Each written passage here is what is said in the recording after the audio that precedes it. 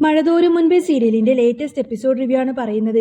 അങ്ങനെ ബബിതയും ഹരിയും കൂടി രോഹിത്തിന്റെ റൂമിൽ നിൽക്കുന്ന സമയം രോഹിത് പുറത്തേക്ക് ഇറങ്ങുമ്പോൾ ഇടയ്ക്കിടയ്ക്ക് തിരിഞ്ഞു നോക്കുന്നുണ്ട്. ഹരിയുടെ സ്വഭാവം എന്താണെന്നും തന്റെ ലഹരി ഉപയോഗം എങ്ങനെയാണെന്നുള്ളതൊക്കെ രോഹിത്തിന് നല്ല പോലെ ബോധ്യമുണ്ട്. പേടി കാരണം വാതിലൊന്നും പൂട്ടാതെ തുറന്നിട്ടുകൊണ്ടായിരിക്കട്ടെ രോഹിത് അവിടെ നിന്നും പോകുന്നത്. രോഹിത്തിന്റെ ആ ഒരു നോട്ടം ഹരി ശ്രദ്ധിക്കുന്നുണ്ട് എങ്കിലും അവൻ അതത്ര കാര്യമാക്കിയിട്ടൊന്നും ചിന്തിക്കുന്നില്ല. പക്ഷേ രോഹിത്തിന്റെ മനസ്സിൽ നല്ല പേടിയുണ്ട്.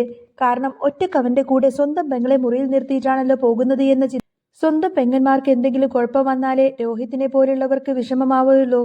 അലീനെ പോലെ ആരുമില്ലാതെ വന്നു കയറിയ പെണ്ണുങ്ങളോടൊക്കെ എന്ത് തോന്നിവാസവും കാണിക്കാമെന്നൊരു മെന്റാലിറ്റിയാണല്ലോ രോഹിത്തിന്. അങ്ങനെ രോഹിത്തും ഹരിയും ഇതിനു മുൻപേ തന്നെ ഒരുപാട് പെൺകുട്ടികളോട് ഇതുപോലെ മോശമായി പെരുമാറുകയുമൊക്കെ ചെയ്തിട്ടുണ്ട്. ഇപ്പോൾ ഹരി രോഹിത്തിനോട് ആ ഒരു സാധനം ഉപയോഗിക്കാൻ നിർബന്ധിക്കുകയാണ്. രോഹിത് പറയുന്നുണ്ട്, എടാ വേണ്ട, അച്ഛൻ കണ്ടുപിടിച്ചാൽ പിന്നെ എൻ്റെ അവസാനമായിരിക്കുമെന്ന് പറയും. അന്നേരം ഹരി പറയുന്നുണ്ട്, എടാ പൊട്ട, ഇതൊന്നും ആരും അറിയാനൊന്നും പോകുന്നില്ല, ഇതിൻ്റെ സുഖം ഒന്ന് വേറെ തന്നെയാണ്, നീ ഒരു തവണയെങ്കിലും ഇതൊന്ന് ട്രൈ ചെയ്ത് നോക്ക് എന്നൊക്കെ പറയും. എടാ അതൊന്നും വേണ്ട, അതൊന്നും ശരിയാവില്ല എന്ന് രോഹിത് തർക്കിക്കുമ്പോൾ ഹരി വിട്ടുകൊടുക്കുന്നില്ല.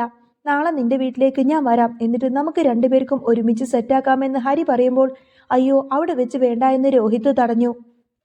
ഹരി, എൻ്റെ അമ്മ അവിടെ സുഖമില്ലാതെ കിടക്കാണ്, അലീനയുണ്ട്, അച്ഛനുണ്ട്, കൃഷ്ണമോളുണ്ട്, ബബിതയും, അങ്ങനെ എല്ലാവരും ഉണ്ട്. ഇതിനിടയിൽ നീ ആ സാധനം അങ്ങോട്ടേക്ക് കൊണ്ടുവന്നു കഴിഞ്ഞാൽ എല്ലാം അതോടുകൂടെ തന്നെ അവസാനിക്കുമെന്ന് അവൻ പേടിയോടെ പറഞ്ഞു. എടാ നിന്റെ മുറിക്കകത്ത് വന്ന് ആരും ഒന്നും നോക്കാൻ പോകുന്നില്ല, നമുക്കിതെല്ലാം തന്നെ ഒളിഞ്ഞിരുന്ന് ചെയ്യാമെന്ന് ഹരി അവനെ സമാധാനിപ്പിച്ചു. അങ്ങനെ പിറ്റേ ദിവസം ഹരി രോഹിത്തിന്റെ വീട്ടിലേക്ക് വരുന്നുണ്ട്. വൈജയന്തിയുടെ അടുത്ത് ചെന്ന് സുഖവിവരങ്ങളൊക്കെ അന്വേഷിക്കുന്നുണ്ട് എങ്കിലും അവൾ പഴയതുപോലെ തന്നെ സംസാരിച്ചതും തുടങ്ങിയിട്ടില്ല. അലീനയാണ് അവളെ നോക്കുന്നത്. ഹരി നേരെ മുകളിലെ നിലയിലേക്ക് പോകുമ്പോൾ ബാലചന്ദ്രൻ അവനെ കാണുന്നുണ്ട്. ആ നീ എങ്ങോട്ടേക്ക് പോകുന്നത്, നിനക്ക് ഇന്ന് കോളേജ് ഒന്നുമില്ലേ എന്ന് ചോദിച്ചപ്പോൾ അയ്യോ അങ്കിൾ, ഇന്ന് കോളേജ് ലീവാണ്, ഞാൻ ചുമ്മാ രോഹിത്തിനെയും ആന്റിയൊക്കെ കാണാൻ വേണ്ടി വന്നതാണ് എന്ന് അവൻ കള്ളം പറയും. അധിക നേരം നീ അവന്റെ മുറിയിൽ പോയി ഇരിക്കൊന്നും വേണ്ട, നിങ്ങളുടെ രണ്ടുപേരുടെയും സ്വഭാവം അത്രയ്ക്ക് ശരിയല്ല എന്നൊക്കെ എനിക്കറിയാം. എന്താന്ന് വെച്ചാൽ കണ്ടിട്ട് അങ്ങോട്ടേക്ക് ഇപ്പൊ തന്നെ പോയേക്കണമെന്ന് ബാലചന്ദ്രൻ കർശനമായി തന്നെ പറയുന്നുണ്ട്. എന്താ അങ്കിൾ, ഞങ്ങൾ കസിൻസ് അല്ലേ? എന്താ അങ്കിൾ, അങ്കിൾ എന്നോട് ഇങ്ങനെയൊക്കെ സംസാരിക്കുന്നത്, ഞങ്ങൾ കസിൻസ് അല്ലേ എന്ന് ചോദിച്ചപ്പോൾ അതെല്ലാം ഒരു പരിധി വിടുമ്പോഴാണ് അപകടം. നീയും അവനും കൂടി ചെയ്തു കൂട്ടിയ കാര്യങ്ങളൊക്കെ കൂടി എന്നെ കൊണ്ട് പറയിപ്പിക്കരുത് എന്നൊക്കെ പറഞ്ഞ് ബാലചന്ദ്രൻ അവനെ അവിടെ നിന്നും പറഞ്ഞു വിട്ടു. ഹരി നേരെ രോഹിത്തിന്റെ മുറിയിൽ ചെന്നിട്ട് വാതിൽ ലോക്ക് ചെയ്തു. അച്ഛൻ എന്താണ് ചോദിച്ചതെന്നും നിങ്ങളെന്താ സംസാരിച്ചത് എന്നൊക്കെ രോഹിത് ആകെ പേടിയോടുകൂടെ ചോദിക്കാണ്. പുള്ളിക്കാരൻ എന്നെ ഉപദേശിക്കാൻ വന്നതാണ് എന്നും നമ്മുടെ പഴയ സ്വഭാവമൊക്കെ അറിയാമല്ലോ എന്ന് രോഹിത് പറഞ്ഞു. എൻ്റെ അമ്മയുടെ മുന്നിൽ വെച്ച് അലീന എന്നെ നാണം കെടുത്തിയത് എനിക്കൊരിക്കലും മറക്കാൻ കഴിയില്ലടാ. ആ പെണ്ണിന്റെ മുന്നിൽ വെച്ച് ഞാൻ ആകങ്ങ് ചൂളിപ്പോയി. ഇപ്പോൾ എൻ്റെ പെങ്ങന്മാരുടെ മുന്നിൽ പോലും എനിക്കൊന്ന് നിൽക്കാൻ പോലും പറ്റാത്ത അവസ്ഥയാണെന്ന് രോഹിത് സങ്കടപ്പെട്ട് പറയാണ്. അതൊന്നും നീ ഓർത്ത് വിഷമിക്കേണ്ടടാ, അതിനൊക്കെ നമുക്ക് പ്രതികാരം ചെയ്യാം. ഒരു ദിവസം നമുക്ക് അവസരം കിട്ടുമ്പോൾ അവിടെ അവസാനമായിരിക്കുമെന്ന് ഹരി അവനെ പറഞ്ഞ് സമാധാനിപ്പിച്ചു. അല്ല സാധനം എവിടെയെന്ന് ചോദിച്ചപ്പോൾ ബാഗിലുണ്ടെന്ന് പറയാണ് ഹരി.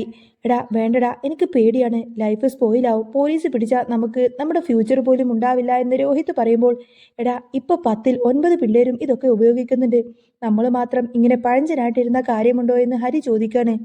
ആരും അറിയാനൊന്നും പോകുന്നില്ല, എല്ലാം സീക്രറ്റായി തന്നെ വേണമെന്ന് പറഞ്ഞ് ഹരി ആ ഒരു സാധനം പുറത്തേക്കെടുത്തിട്ട് രോഹിത്തിന് കാണിച്ചു കൊടുത്തു. അത് ഉപയോഗിച്ചു കഴിഞ്ഞപ്പോൾ രണ്ടുപേരും അങ്ങ് കിറങ്ങി ബോധം കെട്ടിയിരിക്കുകയാണ്. അത്രമാത്രം ഡോസുള്ളൊരു മരുന്നായിരിക്കട്ടോ അത്. അങ്ങനെ അരമണിക്കൂർ കഴിഞ്ഞപ്പോൾ ബാലചന്ദ്രൻ ബബിതയെ അങ്ങോട്ടേക്ക് വിളിപ്പിച്ചു.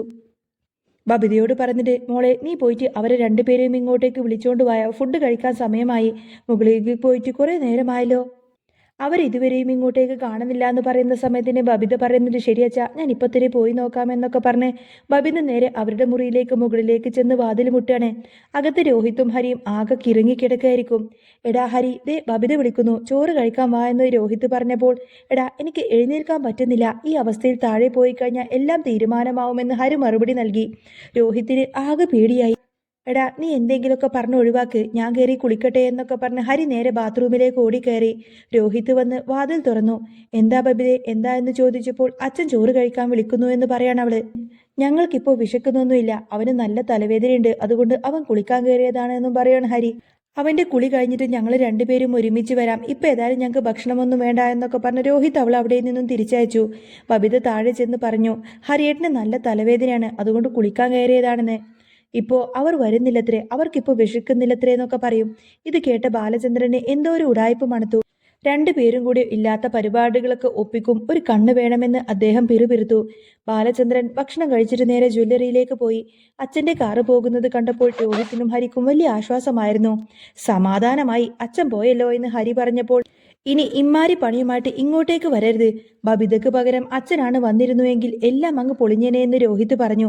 എടാ, ഇനി കുഴപ്പമൊന്നുമില്ല, നമുക്ക് അടുത്ത തവണ എൻ്റെ വീട്ടിൽ ട്രൈ ചെയ്യാമെന്ന് ഹരി പറഞ്ഞപ്പോൾ എൻ്റെ പൊന്നോ എനിക്ക് വയ്യ എന്ന് രോഹിത് അവനെ പറഞ്ഞു വിട്ടു. അങ്ങനെ രോഹിത് താഴേക്ക് വന്നപ്പോൾ കൃഷ്ണമോള് ചോദിക്കുന്നത്, എന്തു പറ്റിയേട്ടാ, കണ്ണാകെ വല്ലാതിരിക്കുന്നല്ലോ എന്ന് ചോദിക്കും. ഹരിയേട്ടന് തലവേദനയാണെന്ന് പറഞ്ഞിട്ട് ഇപ്പോൾ ഏട്ടനാണല്ലോ തലവേദന എന്നൊക്കെ അവൾ കളിയാക്കി ചോദിക്കാണ്. വല്ലതും കഴിക്കാനുണ്ടോ എന്ന് ചോദിച്ചപ്പോൾ അലീന ചേച്ചി കുളിക്കാൻ പോയിരിക്കുകയാണെന്നും നിനക്ക് തന്നെ എടുത്തു കഴിച്ചൂടെ എന്ന് അവൾ തിരിച്ചു ചോദിച്ചു. അച്ഛൻ പറഞ്ഞിട്ടുണ്ടല്ലോ എല്ലാവരും ജോലികൾ പങ്കിട്ട് ചെയ്യണമെന്ന്. അമ്മ വയ്യാതെ കിടക്കുന്നു, അലീന ചേച്ചി കുളിക്കാനും പോയി, ഞാനും കുളിക്കാൻ പോവാണ്, വേണമെങ്കിൽ പോയി എടുത്തു കഴിക്കുക എന്ന് പറയാൻ കൃഷ്ണമോള്. ദേഷ്യം വന്ന കൃഷ്ണമോൾ നാശം പിടിക്കാൻ എന്നൊക്കെ പറഞ്ഞുകൊണ്ട് തന്നെ നേരെ മുറിയിലേക്ക് പോയി. അങ്ങനെ 2-3 ദിവസം കഴിഞ്ഞ് വൈജയന്തിയെ ഹോസ്പിറ്റലിലേക്ക് സ്കാനിങ്ങിനായി കൊണ്ടുപോയി. അലീനയും കൃഷ്ണമോളും ബാലചന്ദ്രനും കൂടിയിട്ടാണ് പോയത്. പവിതയും രോഹിതും മാത്രമേ വീട്ടിലുണ്ടായിരുന്നുള്ളൂ. താൻ പുറത്തു വരെയൊന്ന് പോവാണെന്നും ഒരു ഫ്രണ്ടിനെ കാണാനുണ്ടെന്നും രോഹിത് ബബിതയോട് പറഞ്ഞു. ആ സമയം ഹരി രോഹിത്തിനെ വിളിച്ചു. എടാ, ഞാൻ അങ്ങോട്ടേക്ക് വരട്ടെ, സാധനം കയ്യിലുണ്ട് എന്ന് ചോദിച്ചപ്പോൾ വീട്ടിൽ ആരുമില്ല, അച്ഛനും കൃഷ്ണമോളും അലീനൊക്കെ ഹോസ്പിറ്റലിൽ പോയേക്കുവാണെന്ന് പറയും. എനിക്ക് PSCയുടെ കുറച്ച് ഫോമൊക്കെ ഫില്ല് ചെയ്യാനുണ്ട്, അക്ഷയ സെന്ററിൽ പോകണം, അതുകൊണ്ട് ഞാൻ വീട്ടിലുണ്ടാവില്ല എന്ന് രോഹിത് പറഞ്ഞു. വൈകുന്നേരമേ വരൂ എന്ന് പറഞ്ഞ് അവൻ പെട്ടെന്ന് തന്നെ ഫോൺ കട്ടാക്കി. അന്നേരം ഹരി ചിന്തിച്ചു, അലീനയും കൃഷ്ണമോളും അവിടെ ഇല്ലെങ്കിൽ പിന്നെ എന്തായാലും ബബിത അവിടെ കാണുമല്ലോ. അവൾ ഏതായാലും എന്തു നടന്നാലും ആരോടും പറയാനൊന്നും പോകുന്നില്ല, അതുകൊണ്ട് അങ്ങോട്ടേക്ക് തന്നെ പോവാമെന്ന് തീരുമാനിക്കാണ് ഹരി. അങ്ങനെ ഹരി ബബിതയുടെ വീട്ടിലേക്ക് എത്തി ബെല്ലടിച്ചു. ബബിത വാതിൽ തുറന്നപ്പോൾ നീ പോയില്ലേ എന്ന് ചോദിച്ചു. രോഹിത് കാണുമെന്ന് കരുതി വന്നതാണെന്ന് ഹരി പറഞ്ഞു. അവൻ പുറത്തേക്ക് പോയല്ലോ എന്ന് ഹരി മറുപടി നൽകി. ശരി, ഞാൻ പോയിട്ട് അവന്റെ മുറിയിൽ പോയിരുന്നോളാം, അവൻ ഇപ്പോൾ വരുമല്ലോ എന്നൊക്കെ പറഞ്ഞിട്ട് ഹരി നേരെ മുകളിലേക്ക് പോയി. ബബിത സ്വന്തം മുറിയിലേക്കും പോയി. ഹരി രോഹിത്തിന്റെ മുറിയിൽ കയറി വാതിൽ ലോക്ക് ചെയ്ത് ആ ലഹരി മരുന്ന് ഉപയോഗിക്കാൻ തുടങ്ങി. ആ ലഹരിയിൽ ഹരി ആവട്ടെ ഫോണിൽ മോശപ്പെട്ട വീഡിയോസൊക്കെ കാണാണ്. പെട്ടെന്ന് അവന്റെ മനസ്സിൽ ബബിതയുടെ രൂപം വന്നു. സ്വന്തം അനിയത്തിയെ പോലുള്ള പെണ്ണാണെന്നോ കസിനാണെന്നുള്ള ഒരു ബോധമൊന്നും തന്നെ അവനില്ലായിരുന്നു. വീട്ടിൽ ആരുമില്ലാത്ത സമയത്ത് ബബിതയുടെ അടുത്തേക്ക് പോകാൻ അവൻ തീരുമാനിച്ചു. ആകെ ലഹരി മൂത്ത് വെളിവില്ലാത്ത അവസ്ഥയിൽ അവൻ താഴെ ബബിതയുടെ മുറിയിലേക്ക് ചെന്നു. ബബിത ഫോൺ നോക്കി കട്ടിൽ കിടക്കുകയായിരുന്നു. ഹരി അകത്തേക്ക് കയറി വാതിലങ്ങ് കുറ്റിയിട്ടു. എന്താ ഹരിയേട്ടാ, എന്തിനാണ് ഡോർ ലോക്ക് ചെയ്തത് എന്ന് ബബിത പേടിയോട് ചോദിച്ചു. എനിക്കൊരു കാര്യം പറയാനുണ്ടെന്ന് ഹരി പറഞ്ഞു.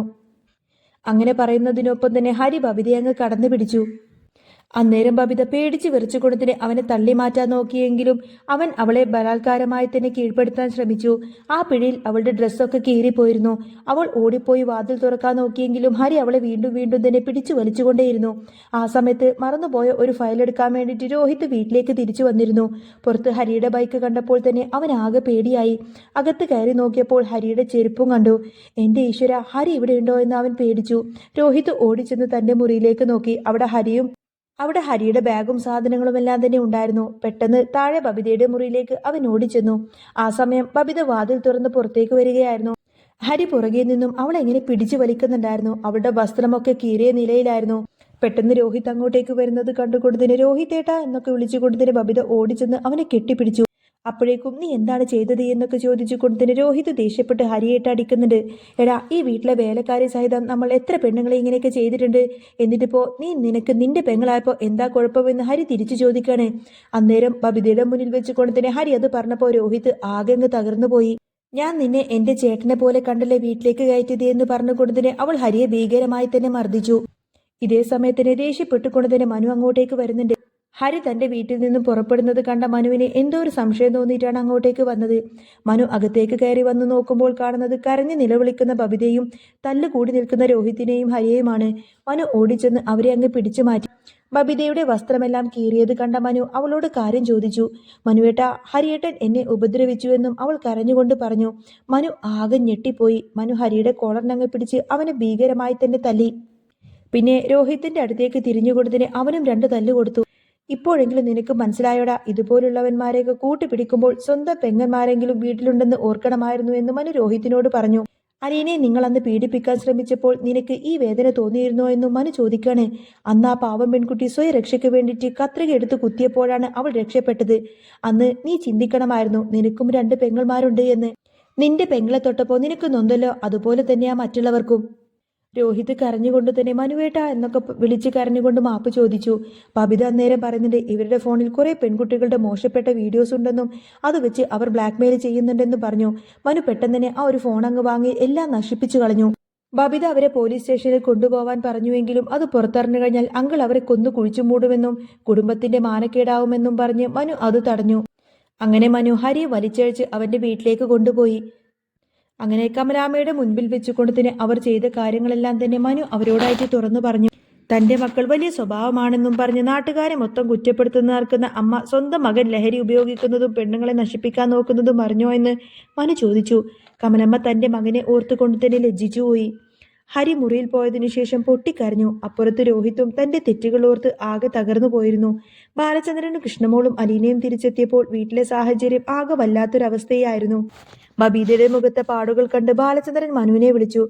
മനു നടന്ന കാര്യങ്ങൾ സൂചനയായി പറഞ്ഞു. മനു അവനെ കൈകാര്യം ചെയ്തതെറിഞ്ഞപ്പോൾ ബാലചന്ദ്രന് ആശ്വാസമായെങ്കിലും തന്റെ മകളുടെ അവസ്ഥയിൽ അദ്ദേഹത്തിന് നല്ല വിഷമം തോന്നി. ഭക്ഷണത്തിനിരുന്നപ്പോൾ രോഹിത്തിന്റെ അടുത്ത് ഇരിക്കാൻ പോലും ബബിതയ്ക്ക് അറപ്പായിരുന്നു. ബാലചന്ദ്രൻ ബബിതയെ ചേർത്ത് പിടിച്ചുകൊണ്ട് ആശ്വസിപ്പിച്ചു. മോളെ, അച്ഛൻ കൂടെയുണ്ട്, നീ വിഷമിക്കേണ്ട എന്നും പറഞ്ഞു. അലീനക്ക് കാര്യങ്ങളൊക്കെ ഏകദേശം മനസ്സിലായി. കൃഷ്ണമോൾക്ക് മാത്രമായിരിക്കട്ടെ കാര്യങ്ങളൊന്നും തന്നെ വ്യക്തമായിട്ട് മനസ്സിലാവാത്തത്. ഈ ഒരു സംഭവത്തിന് ശേഷം ഇനി ഒരിക്കലും ഹരിയെ ആ വീട്ടിലേക്ക് കയറ്റരുത് എന്നത് ബാലചന്ദ്രന്റെ ഉറച്ച തീരുമാനമായിരുന്നു. ആ സംഭവത്തിന് ശേഷം വീടിന്റെ ഉമ്മർത്ത് വല്ലാത്തൊരു കനത്ത നിശബ്ദതയാണ് തളം കെട്ടി നിൽക്കുന്നത്. രോഹിത് മുറിയിൽ നിന്നും പുറത്തിറങ്ങാൻ പോലും ധൈര്യമില്ലാതെ ജനാലയ്ക്കൽ നോക്കി നിൽക്കുകയാണ്. തന്റെ കൺമുന്നിൽ നിറഞ്ഞ ആ ഒരു ക്രൂരതയും മനുവേട്ടന്റെ വാക്കുകളും ഒരു ഇടിത്തീ പോലെയാണ് അവന്റെ മനസ്സിലേക്ക് മുഴുങ്ങിക്കൊണ്ടിരുന്നത്. താഴെ അടുക്കളയിൽ ബബിത തളർന്നിരിക്കുമ്പോൾ അലീന അവളുടെ അരികിലേക്ക് ചെന്നുകൊണ്ട് ചേർത്ത് പിടിച്ചു. സാരമില്ല മോളെ, എല്ലാം കഴിഞ്ഞല്ലോ, ഒന്നും പറ്റിയില്ലല്ലോ എന്നൊക്കെ പറയുമ്പോഴും ബബിതയുടെ വിറയലൊന്നും മാറിയിരുന്നില്ല. സ്വന്തം കൂടപ്പിറപ്പ് ഒരു ചെന്നായെ വീട്ടിലേക്ക് കയറ്റി വിട്ടല്ലോ എന്ന ഓർമ്മ അവളെ നീട്ടിക്കൊണ്ടിരുന്നു. ബാലചന്ദ്രൻ നടുമുറ്റത്ത് അങ്ങോട്ടും ഇങ്ങോട്ടും നടക്കുകയാണ്. തന്റെ മകനെ എങ്ങനെ തിരുത്തണമെന്നറിയാതെ ഒരു അച്ഛന്റെ വേദന അയാളുടെ മുഖത്തുണ്ടായിരുന്നു. അതേസമയം കൊല്ലപ്പള്ളി വീട്ടിൽ ഹരി ആകെ തകർന്നു കിടക്കുകയാണ്. കമലാമ്മ അവന് ഒരു തുള്ളി വെള്ളം പോലും കൊടുത്തിട്ടില്ല. നീ എന്റെ മകനല്ല, ഒരു ജന്തുവാണ് എന്ന അവരുടെ വാക്കുകൾ ലഹരിയേക്കാൾ വലിയ ആഘാതമാണ് അവന് നൽകിയത്. മനുവേട്ടൻ കൊടുത്ത ഓരോ അടിയും തന്റെ പാപങ്ങൾക്കുള്ള ശിക്ഷയാണെന്ന് അവന് തോന്നി തുടങ്ങി. ഫോണിലെ വീഡിയോസും ബ്ലാക്ക്മെയിലിംഗ് തന്ത്രങ്ങളും എല്ലാം തന്നെ മനു നശിപ്പിച്ചു കളഞ്ഞു. എന്നറിഞ്ഞപ്പോൾ ഒരു ഭാരം ഒഴിഞ്ഞതുപോലെ തോന്നിയെങ്കിലും ഇനി സമൂഹത്തെ എങ്ങനെ അഭിമുഖീകരിക്കുമെന്ന പേടി അവനെ വേട്ടയാടി. മറുഭാഗത്ത് രോഹിത്തിന് ഒരു വലിയ മാറ്റം സംഭവിക്കുകയായിരുന്നു. അവൻ പതുക്കെ പതുക്കെ ബബിതയുടെ മുറിയിലേക്ക് വാതിൽ തുറന്നു ചെന്നു. വിറക്കുന്ന ശബ്ദത്തോടെ അവൻ വിളിച്ചു, ബബിതേ, എനിക്ക് നീ മാപ്പ് തരണ്ട. പക്ഷേ നിന്റെ ഈ അവസ്ഥയ്ക്ക് കാരണം ഞാൻ തന്നെയാണ്. ബബിത ആദ്യം മുഖം തിരിച്ചുവെങ്കിലും അവന്റെ കണ്ണുകളിലെ ആത്മാർത്ഥമായ പശ്ചാത്താപവും അവൾ കണ്ടു. രോഹിത് തന്റെ ലഹരി മരുന്നുകൾ എല്ലാം തന്നെ എടുത്ത് ബാലചന്ദ്രന്റെ മുന്നിൽ വെച്ചുകൊണ്ട് തന്നെ തീയിട്ടു. ഇനി ഈ വീട്ടിൽ ഇങ്ങനെയൊന്നും ഉണ്ടാവില്ല അച്ഛാ എന്നവൻ കരഞ്ഞുകൊണ്ട് തന്നെ സത്യം ചെയ്തു. ദിവസങ്ങൾ അങ്ങനെ കടന്നുപോയി. മനുവിന്റെ ഇടപെടൽ കാരണം ആ കുടുംബം തളർച്ചയിൽ നിന്നും രക്ഷപ്പെട്ടു. ഹരിയെ ഒരു ലഹരി വിമുക്ത കേന്ദ്രത്തിലേക്ക് മാറ്റാൻ തന്നെ മനു മുൻകൈയെടുത്തു. അലീനയോടും കൃഷ്ണമോളോടും ചെയ്ത തെറ്റുകൾക്ക് രോഹിത് പരസ്യമായി തന്നെ മാപ്പ് ചോദിച്ചു. ആ പഴയ അഹങ്കാരിയല്ല, മറിച്ച് തന്റെ പെങ്ങന്മാരെ സംരക്ഷിക്കാൻ ബാധ്യതയുള്ള ഒരു സഹോദരനായി തന്നെ അവൻ മാറി. മുറിവുകളൊക്കെ ഉണങ്ങാൻ സമയമെടുക്കുമെങ്കിലും ആ വീട്ടിൽ പതുക്കെ സ്നേഹത്തിന്റെ വെളിച്ചം തിരിച്ചു വരികയായിരുന്നു.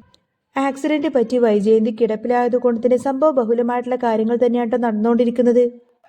ഇനി വരാൻ പോകുന്ന നല്ല സൂപ്പർ ത്രില്ലിംഗ് എപ്പിസോഡുകളാണ്. അപ്പോൾ ചാനൽ ഇഷ്ടമാവുകയാണെങ്കിൽ സബ്സ്ക്രൈബ് ചെയ്യാനും സപ്പോർട്ട് ചെയ്യാനും മറക്കല്ലേ. നെക്സ്റ്റ് വീഡിയോ ആയിട്ട് വരാം. ബൈ.